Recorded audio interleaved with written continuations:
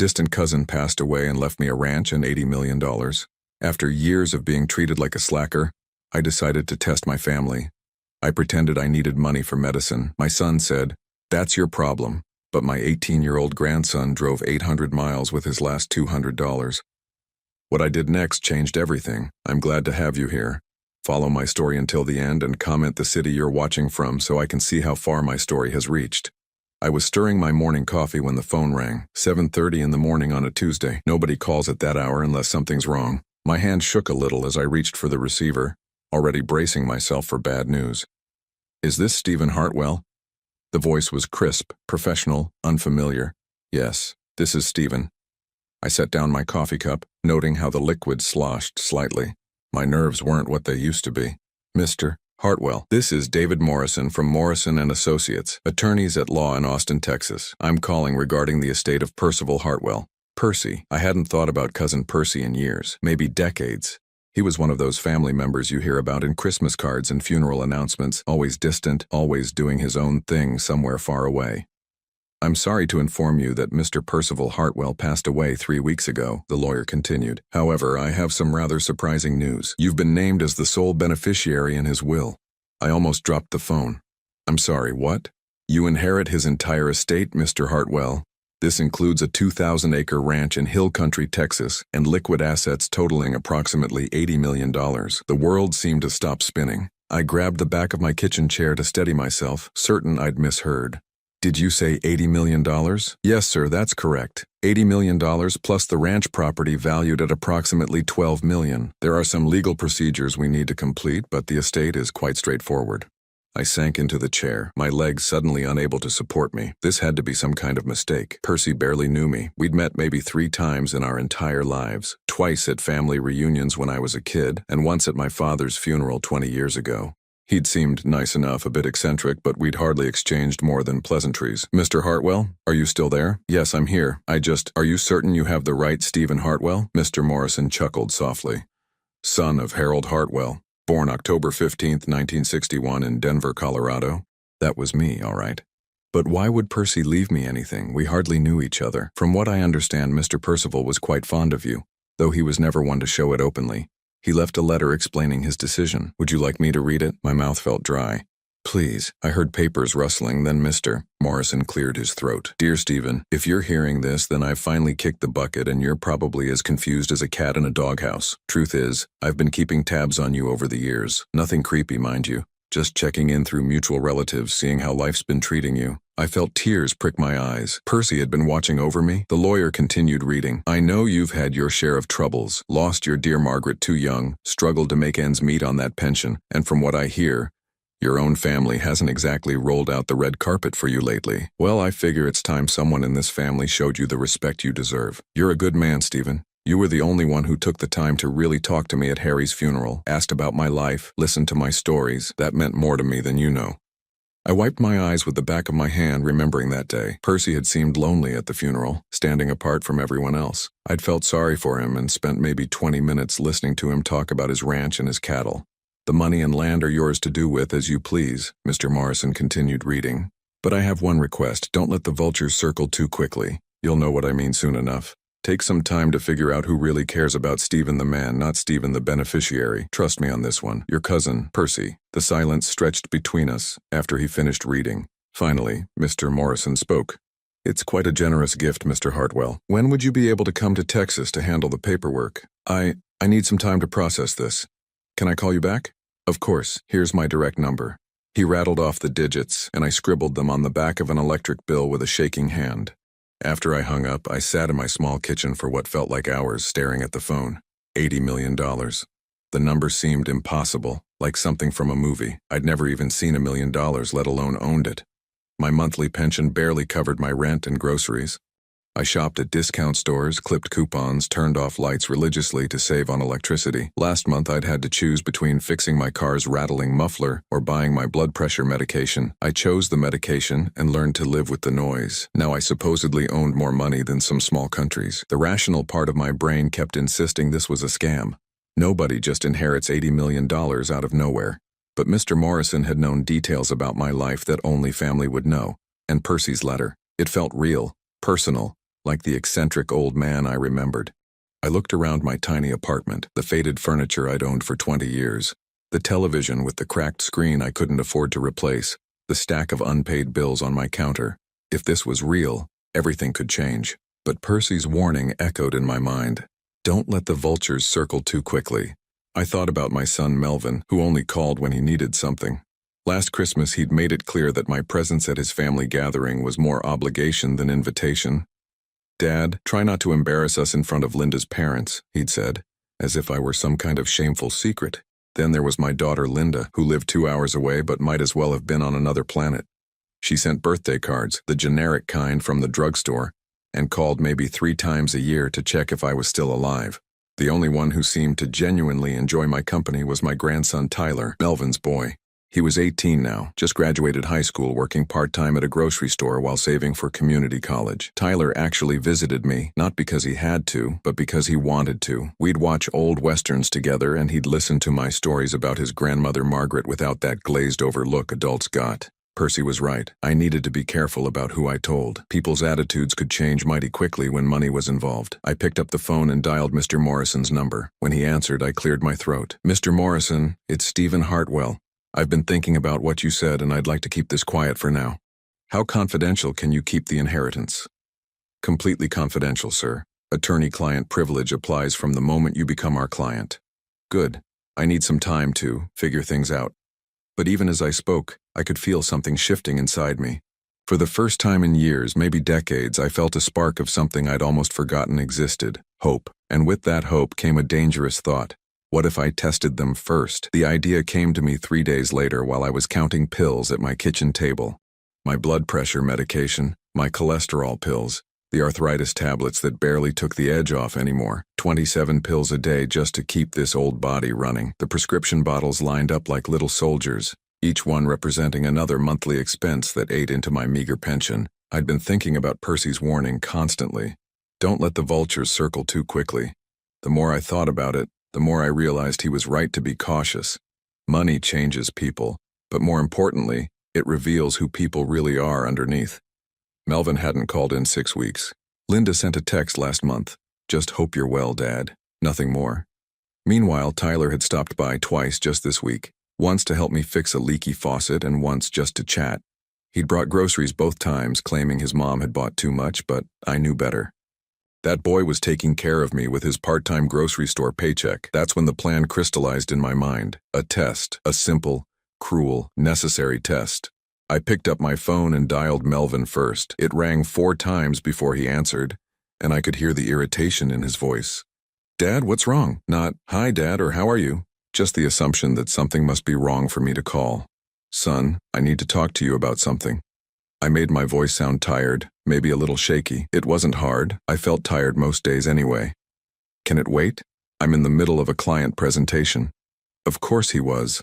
Melvin worked in pharmaceutical sales, made decent money, drove a nice car. He lived in a suburb with manicured lawns and belonged to a country club I'd never been invited to visit. "It's about my health, Melvin. I saw Dr. Rodriguez yesterday and there's been some complications with my blood pressure." I heard him sigh, the kind of exaggerated exhale that said this conversation was already inconveniencing him.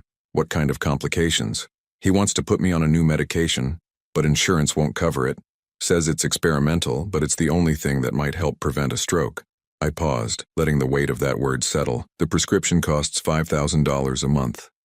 The silence stretched so long I thought the call had dropped. Finally, Melvin spoke, and his tone had shifted from irritation to something colder. $5,000? Dad, that's ridiculous. Have you looked into generic alternatives? "The doctor says there aren't any for this particular medication." "Well, you'll have to figure something out. Maybe there's a payment plan or something. I can't just come up with $5,000 out of nowhere." I felt something crack in my chest. Not surprise exactly, I'd expected this. But hearing it so bluntly, so matter-of-factly, still hurt. "I'm not asking for the full amount, son. Maybe just help me get through the first month while I figure out other options." "Dad, you know money's tight right now. Kevin needs new hockey equipment and Sarah's piano lessons aren't cheap. Plus we're trying to save for a vacation this summer. I'm sorry, but I just can't help you financially right now." The vacation. They were saving for a vacation while their father couldn't afford medication to prevent a stroke. "I understand," I said quietly. "I'll figure something out." "Good. Look, I have to go. My client's waiting." Take care of yourself." He hung up without saying goodbye. I sat there staring at the phone for a long moment before dialing Linda's number. She answered on the second ring. "Dad, this is unexpected." Her tone was neutral, cautious. I went through the same story: the new medication, the cost, the insurance denial. Linda listened without interrupting, which I took as a hopeful sign until she spoke. $5,000 a month? Dad, that sounds like a scam to me. Are you sure this doctor is legitimate? I've been seeing Dr. Rodriguez for 8 years, Linda. Even so, that price seems outrageous. Have you gotten a second opinion? Linda, I'm not asking you to pay the full amount. I just need help getting started on the medication. Dad, you know I'm between jobs right now. The divorce settlement barely covers my rent and Emma's college expenses. I literally don't have any extra money. Maybe you could ask Melvin. The divorce? Linda had been between jobs for 2 years now, ever since her messy divorce from Tom. But I knew she'd received a substantial settlement, enough to buy a condo in a nice part of town and lease a luxury SUV. I already talked to Melvin. He's not in a position to help either. Well, I'm sorry, but neither am I. Have you looked into Medicare supplements or prescription assistance programs? I'll look into it, I said, though I could hear the defeat in my own voice. Good. I'm sure you'll figure something out. You always do. She hung up quickly after that, eager to end the uncomfortable conversation. 2 children, 2 people I'd raised, sacrificed for, loved unconditionally. 2 people who couldn't be bothered to help their father afford life-saving medication. But I had one more call to make. Tyler answered on the first ring, breathless. "Grandpa, hey, I was just thinking about you. How are you feeling?" Just the sound of his voice made my throat tight. "I'm okay, son. How are you? Still working at the store?" "Yeah, picking up extra shifts when I can, trying to save money for school, you know. But enough about me. You sound tired. Everything all right?" I hesitated. This was the hardest call to make because Tyler was the one person I didn't want to deceive. But I needed to know. I needed to be absolutely certain. "Tyler, I need to tell you something, and I need you to keep it between us for now." "Of course, Grandpa. What's going on?" I told him the same story, though it felt like poison coming out of my mouth. The medication, the cost, the insurance denial. I hated lying to this boy who'd never been anything but honest with me. $5,000, Tyler repeated slowly. "Grandpa, that's a lot of money." "I know it is, son. I've already talked to your father and Aunt Linda, but they can't help right now." The silence that followed was different from the others. I could almost hear Tyler thinking, calculating. "Grandpa, I don't have $5,000. I wish I did, but I only have about $800 saved up from work." My heart sank. Of course he didn't have that kind of money. He was 18, working part-time at minimum wage, saving every penny for college. "But you know what?" Tyler continued, and something in his voice had changed. "I'll figure it out. Even if I have to work double shifts every day, even if I have to postpone college for a semester, we'll get you that medication." The words hit me like a physical blow. This boy, this young man with everything ahead of him, was willing to sacrifice his future for me. "Tyler, no, I couldn't ask you to do that." "You're not asking, Grandpa. I'm telling you, family takes care of family, right? That's what you always taught me. Family takes care of family." Words I'd said to him countless times over the years, usually while I was taking care of everyone else. "How much do you need to get started on the first month?" Tyler asked. "The doctor wants at least $2,000 up front." "Okay. I've got the $800 in savings and I can probably borrow some from friends. But Grandpa, I'm going to drive down and see you this weekend. We'll figure this out together." After I hung up, I sat in my kitchen and cried. Real tears, the kind I hadn't shed since Margaret's funeral. Tyler was willing to give up everything for me, his savings, his college plans, his future. Meanwhile, my own children couldn't be bothered to skip one vacation or delay one luxury purchase. The test had worked better than I'd hoped, and worse than I'd feared. I now knew exactly who my real family was, but Tyler didn't know he'd just earned himself $80 million. Saturday morning arrived gray and drizzly, matching my mood perfectly. I'd barely slept all week, guilt gnawing at me like a persistent toothache. Every time I closed my eyes, I saw Tyler's earnest face, heard his voice promising to sacrifice everything for me. The boy who'd never lied to me in his life. And here I was, deceiving him with the cruelest kind of test. I was nursing my 3rd cup of coffee when I heard the familiar rumble of Tyler's old pickup truck outside. Through my window, I watched him climb out, stretching his back after what must have been an 8-hour drive from Kansas City, 800 miles. He'd driven 800 miles on his weekend off, probably using gas money he couldn't spare. The knock on my door was gentle, considerate even at 9 in the morning. When I opened it, Tyler stood there with that crooked smile of his, holding a paper bag from McDonald's and looking tired but determined. "Morning, Grandpa. Brought you breakfast." He held up the bag. Hash browns the way you like them. I stepped aside to let him in, my throat too tight to speak immediately. Tyler had always remembered little things like that, how I preferred my hash browns crispy, how I took my coffee black, how I liked to watch the Weather Channel during breakfast, even though it drove Margaret crazy when she was alive. Tyler, you didn't have to drive all this way. Course I did. He set the food on my small kitchen table and looked around the apartment with those sharp eyes of his.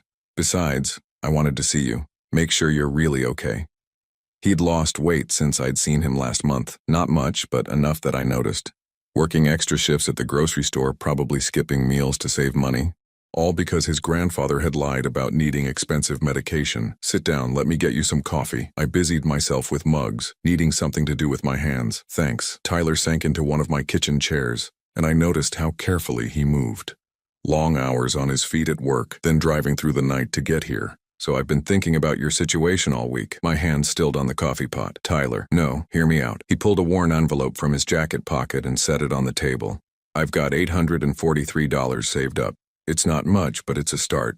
I stared at the envelope like it was a snake. Inside that worn paper was probably every dollar this boy had managed to save from his minimum wage job. Money he'd been carefully setting aside for college, for his future, for a better life than the one his father was providing. I also talked to some friends from high school. Danny Morrison, you remember Danny, right? His dad owns that auto shop on 5th Street.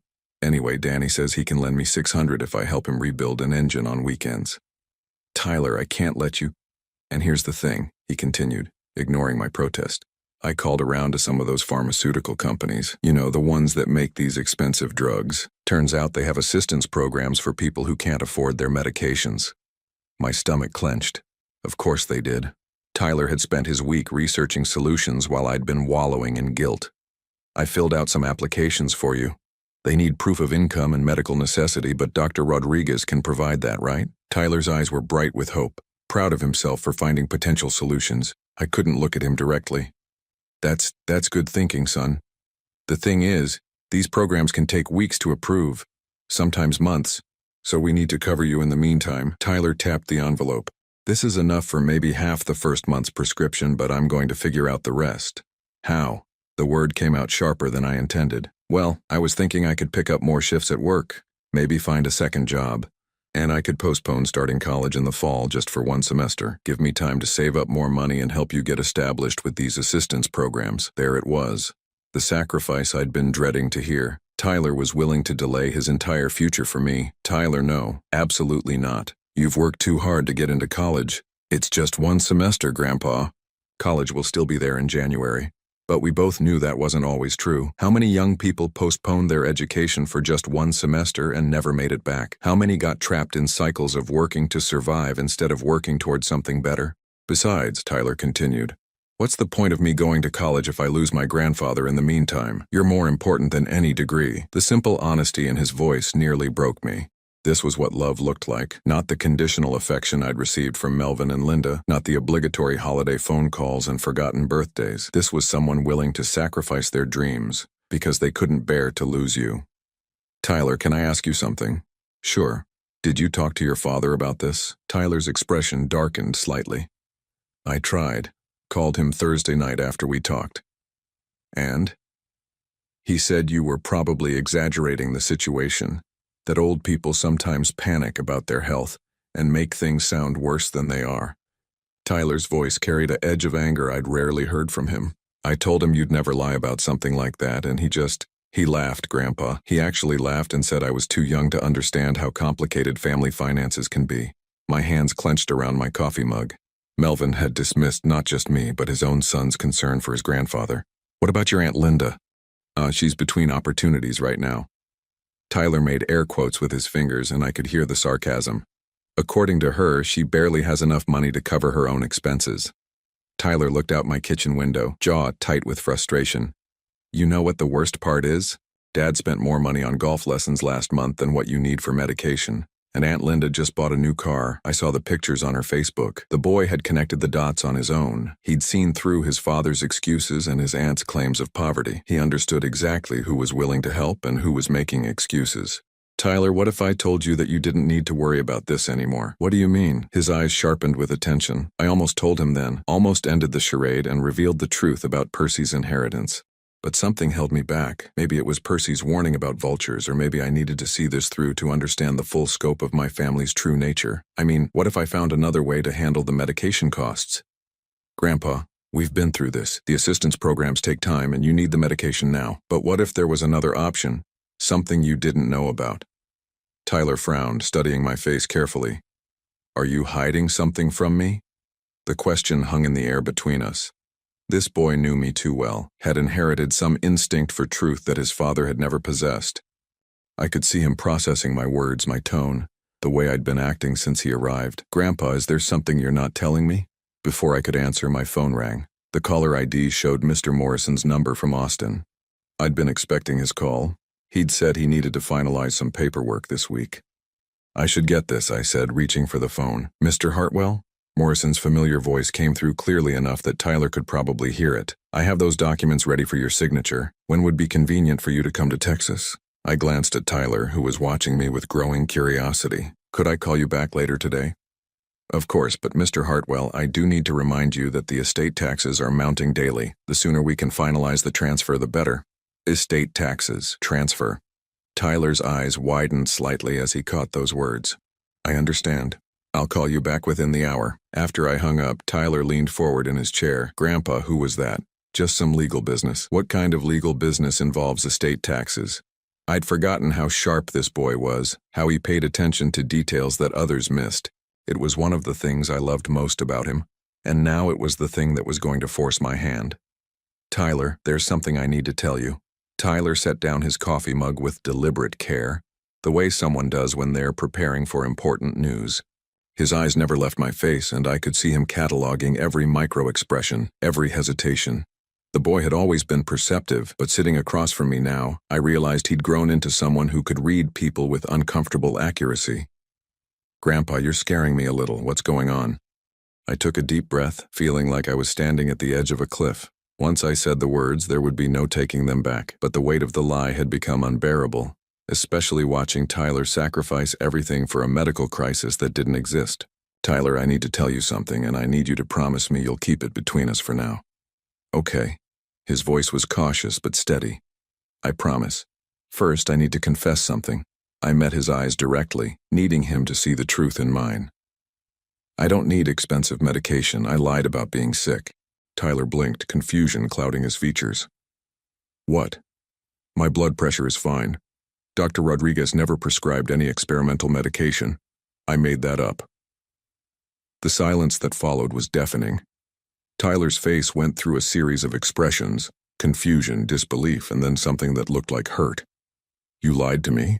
His voice was quiet, but I could hear the pain underneath. Grandpa, you've never lied to me before. The accusation hit harder than any anger could have. Tyler was right. In 18 years, I'd never once lied to him. I'd made it a point of pride, actually, being the one adult in his life who always told him the truth. I did lie, and I'm sorry, but I had a reason. What reason could possibly justify lying about being sick? Tyler's voice was getting stronger, more upset. Do you have any idea how worried I've been? How much I've been working, trying to figure out how to help you? I deserved every bit of his anger. Tyler, 3 weeks ago, I inherited money from my cousin Percy. A lot of money. Tyler's eyebrows shot up. Money? What kind of money? I hesitated, then decided on a partial truth. Enough money that I don't need to worry about medical bills anymore. How much is enough money? More than I ever dreamed of having. Tyler leaned back in his chair, processing this information. So why lie about being sick? Why put me through all that worry? This was the hard part. The part that would either make Tyler understand or make him hate me forever. Because I needed to know who really cared about me. Not Stephen the rich man, but Stephen the father and grandfather. Understanding dawned slowly across Tyler's face. You tested us. Yes. You tested Dad and Aunt Linda too. Yes. Tyler was quiet for a long moment, staring at his hands. When he looked up again, his expression was unreadable. What did they say when you asked for help? I told him. Everything. Melvin's immediate dismissal, his concern about vacation savings and hockey equipment, Linda's suggestion that it might be a scam, her excuses about being between jobs while living in luxury. Tyler's face grew darker with each detail. By the time I finished, his jaw was clenched tight. Dad said you were probably exaggerating, he said quietly. He told me old people panic about their health. I know, you told me. And Aunt Linda suggested you were being scammed. Yes. Tyler stood up abruptly and walked to my kitchen window, staring out at the parking lot. So while they were making excuses, I was planning to give up college. The guilt in my chest felt like a physical weight. Tyler, I never wanted it to go that far. I thought maybe you'd offer some small amount or help me research options. I never imagined you'd be willing to sacrifice your future. He turned back to me, and I was surprised to see that he wasn't angry anymore. Instead, his expression was thoughtful, calculating. How much money did you inherit, Grandpa? Does it matter? It matters to me. I studied his face, trying to gauge his motivations. Why? Because I want to understand the full picture. If this inheritance is significant enough to change your life, then your test means something different than if it's just enough to cover some medical bills. The boy was thinking like an adult, analyzing the situation from multiple angles.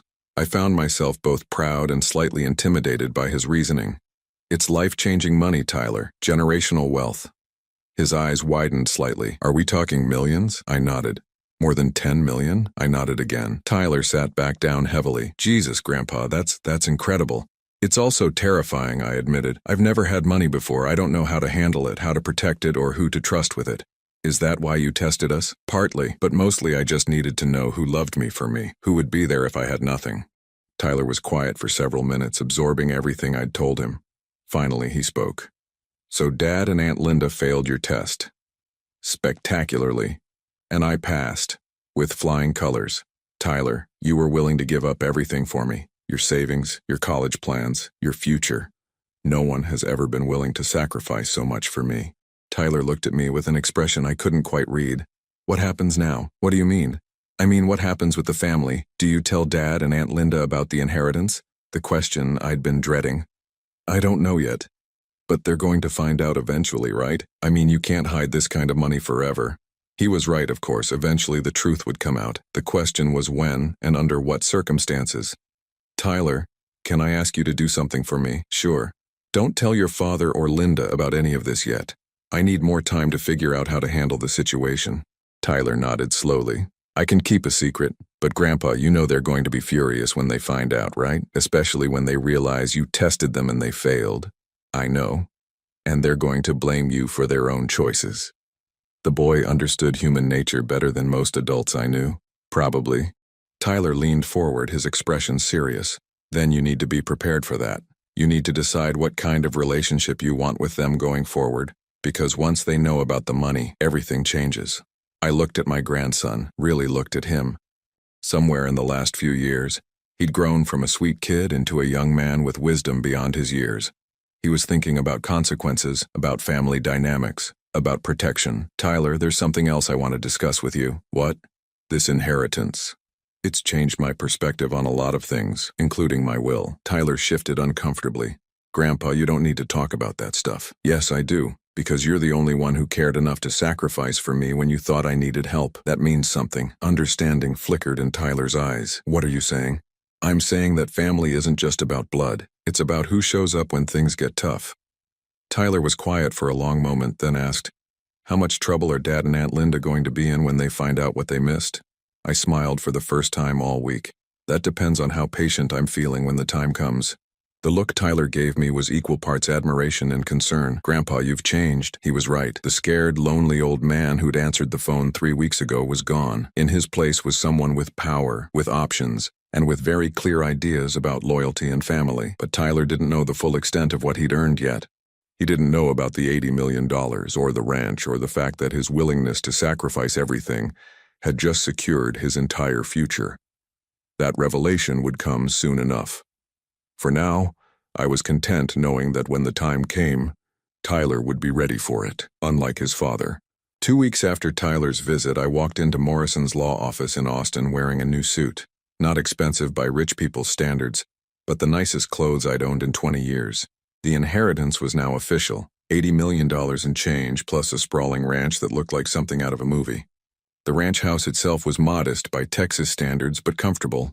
3 bedrooms, wrap-around porch, and a view that stretched for miles. Percy had lived simply despite his wealth, and I found myself respecting him more each day I spent in his former home. But the real change wasn't in my bank account or my address. It was in how I carried myself. For the first time since Margaret died, I felt like I mattered, like my opinions and decisions carried weight. I was discovering something interesting about having money. It wasn't just about what you could buy. It was about options, about not having to accept whatever scraps life threw your way. Tyler had been calling regularly, checking on me with genuine concern. He still didn't know the full extent of the inheritance. I'd been vague about numbers, letting him think it was comfortable but not life-changing money. But even that partial knowledge had changed something between us. He talked to me differently now, like an equal instead of a responsibility. The real test would come when I returned to Colorado. I'd been gone 3 weeks, supposedly handling some legal matters. Melvin had called once, a perfunctory check-in that lasted maybe 2 minutes. Linda had sent a text asking when I'd be back, but only because she needed me to sign some insurance paperwork she'd been handling. Neither had asked about my health. Neither had followed up on the supposed medical crisis that had started this whole thing. I was sitting on Percy's porch Thursday evening watching the sunset paint the hills gold when my phone rang. Melvin's name on the caller ID. "Dad, where the hell are you?" "Hello to you too, son. Mrs. Patterson from your apartment complex called me. She said she hasn't seen you in weeks and your mailbox is overflowing. Are you okay?" Mrs. Patterson, my nosy neighbor who probably went through my mail when I wasn't looking. Of course she'd called Melvin when she couldn't find anything to gossip about. "I'm fine, Melvin. I told you I was handling some legal business." "What legal business takes 3 weeks, and why haven't you been answering your phone?" I had been answering my phone, for Tyler, for Mr. Morrison, for the few people whose calls I actually wanted to take. But Melvin had only called once in 3 weeks, so his complaint seemed a bit rich. "I've been busy." "Busy with what?" "Dad, you're 73 years old and retired. How busy can you be?" The condescension in his voice was automatic, instinctive. In Melvin's mind, I was still the struggling pensioner who couldn't afford to fix his car, someone whose time wasn't valuable because he didn't have anything important to do. "Actually, Melvin, I've been busier than you might imagine." Something in my tone must have caught his attention because he paused. "What's that supposed to mean?" "It means my circumstances have changed recently." "Changed how?" I could have told him then, could have explained about Percy's inheritance and watched his attitude shift in real time, but I found myself curious about something else first. "Tell me, son, do you remember calling me a few weeks ago? About my health situation?" Another pause. "What health situation?" "The medication I needed, the $5,000 I couldn't afford." "Oh, that." His voice dismissed the memory like it was nothing. "Did you ever figure that out?" "Did I ever figure that out?" As if my potential stroke was just some minor inconvenience he'd forgotten about. "As a matter of fact, I did figure it out."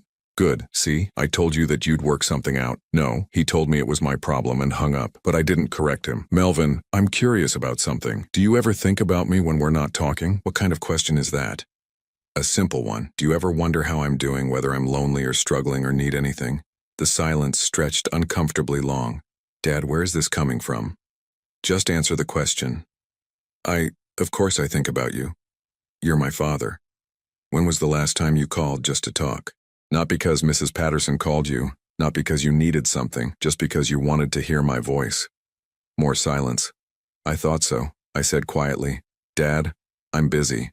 I have a family to support, a career to manage. I can't call you every day just to chat." "I'm not asking for every day, Melvin. I'm asking for occasionally. I'm asking for you to care whether your father is alive or dead." "That's not fair, isn't it? When was the last time you visited me? Not for Christmas or my birthday, but just because you wanted to see me."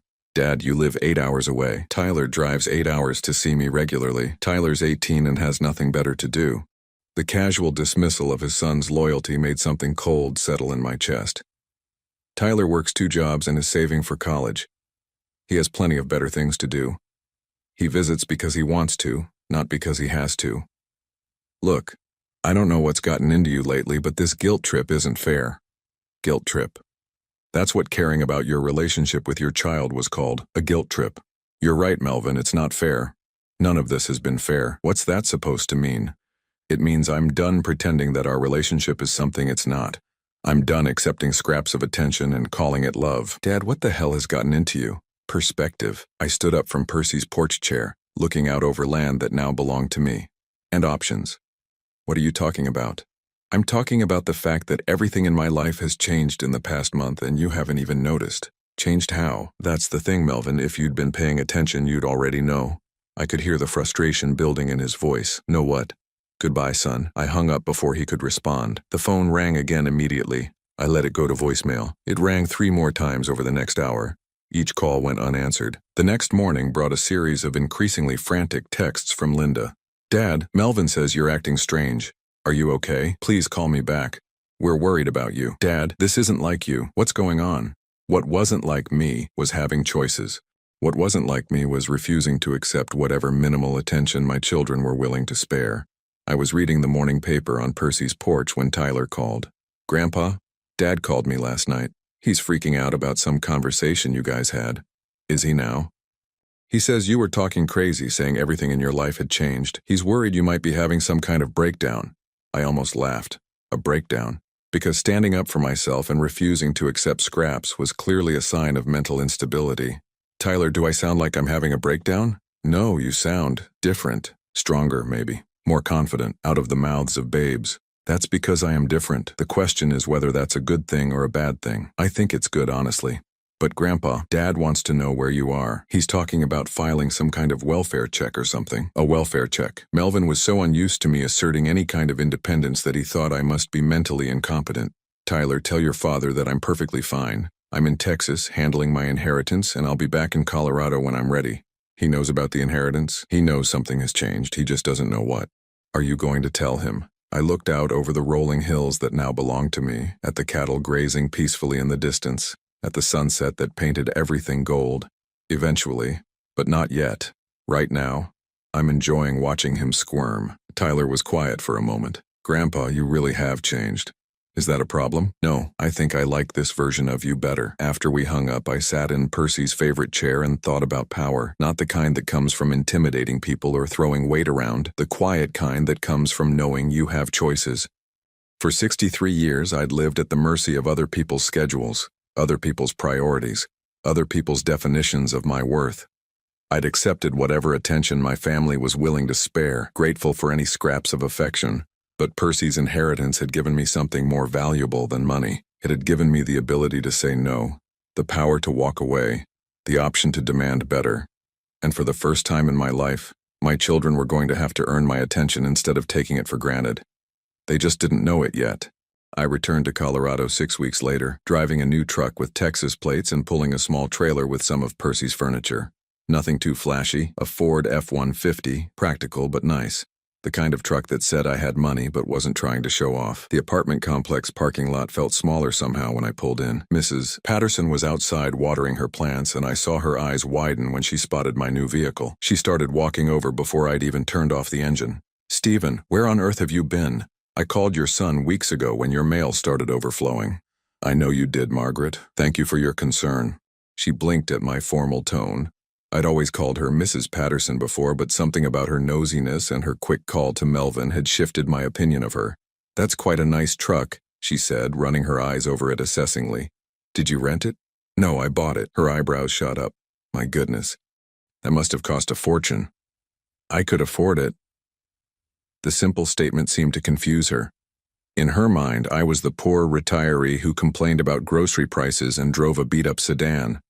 The idea that I could afford a new truck didn't compute. Well, she said finally, your son has been calling here looking for you, said you weren't answering your phone. I've been answering my phone for the people I wanted to talk to. Mrs. Patterson's mouth opened and closed like a fish. I'd never spoken to her so directly before, never put her in her place so clearly. I should unpack, I said pleasantly. Have a good day, Margaret. I left her standing there and began unloading my trailer. Word travels fast in apartment complexes, and within an hour, I was sure everyone in the building knew that quiet Stephen Hartwell had come back with expensive new things and a completely different attitude. My phone rang as I was arranging Percy's old leather chair in my living room, Melvin's name on the display. Dad, thank God, where have you been? Texas. Texas? What were you doing in Texas? Inheriting a ranch. The silence on the other end stretched so long I thought the call had dropped. You inherited a what? A ranch, 2,000 acres in hill country, beautiful place. From who? My cousin Percy. Turns out he was quite wealthy. Another long pause. Dad, are you serious? Dead serious. How wealthy? I sat down in Percy's chair, enjoying the soft leather against my back. Wealthy enough that I don't have to worry about money anymore. What does that mean exactly? It means I bought a new truck without checking my bank balance first. It means I can afford to eat steak instead of ground beef. It means I have options I've never had before. I could practically hear the gears turning in Melvin's head. Dad, this is incredible news. Why didn't you tell me sooner? When would I have told you? During one of your 2-minute check-in calls? That's not fair, isn't it? Melvin, when I called you about needing expensive medication, what did you say? Dad, we've been over this. Humor me. A sigh. I said I couldn't help financially. You said it was my problem to figure out. You said you were saving money for a vacation. I was trying to be practical.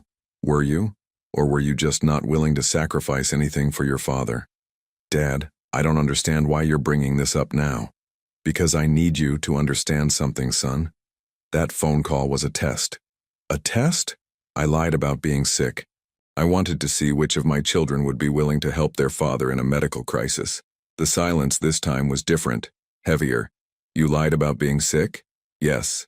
To test me, to test all of you. Dad, he struggled for words. That's manipulative. Is it, or is it honest? For once in my life, I wanted to know who really cared about me and who just saw me as an obligation. Of course I care about you. Do you? When was the last time you called just to hear my voice? When was the last time you visited without it being a holiday? Melvin didn't answer. Your son Tyler drove 800 miles with his last $200 because he thought I needed help. 800 miles, Melvin. He was willing to postpone college to take care of me. Tyler's just a kid. He doesn't understand. He understands family better than you do. The words hung in the air between us. Truth sometimes cuts deeper than any insult. Dad, I think we should talk about this in person. I could drive down this weekend. Could you? What about your golf lessons? What about saving money for vacation? Dad, that's not fair. Life isn't fair, Melvin. I learned that a long time ago. But I also learned something else recently. I don't have to accept unfair treatment anymore. What's that supposed to mean? It means I have options now. It means I can choose who I want in my life and who I don't. Are you threatening to cut me off? The question revealed everything about how Melvin saw our relationship. Not as love, not as family, but as something he could be cut off from. Like a financial arrangement.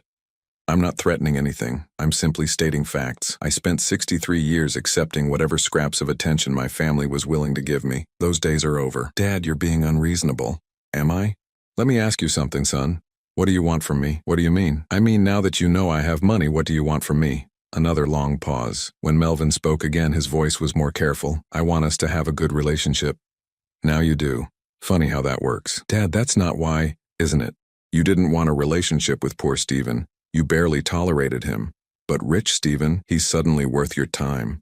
That's not true. Then prove it. How? Show me that you care about me, not my money. Show me that I matter to you as a person, not as a potential inheritance. Dad, how am I supposed to prove that? The same way Tyler proved it, by putting me first sometimes, by making sacrifices, by showing up when it's inconvenient. My phone beeped with another call. Linda's name appeared on the screen. Melvin, your sister is calling. I assume she's heard the news by now. Dad, don't hang up. We need to finish this conversation. Actually, we don't. Everything I needed to say, I've said. Everything I needed to know, I learned from that phone call about my medication. Dad, please. Goodbye, Melvin. I switched to Linda's call. Daddy? Oh my God. Melvin just called me. Is it true about the inheritance? Daddy. She hadn't called me Daddy in 20 years. Yes, it's true. This is incredible. How much money are we talking about? We, not you. We. Enough. Daddy, I think we should all get together and talk about this. You know, make sure you're protected from people who might try to take advantage of you. People who might try to take advantage of me. The irony was staggering. Linda,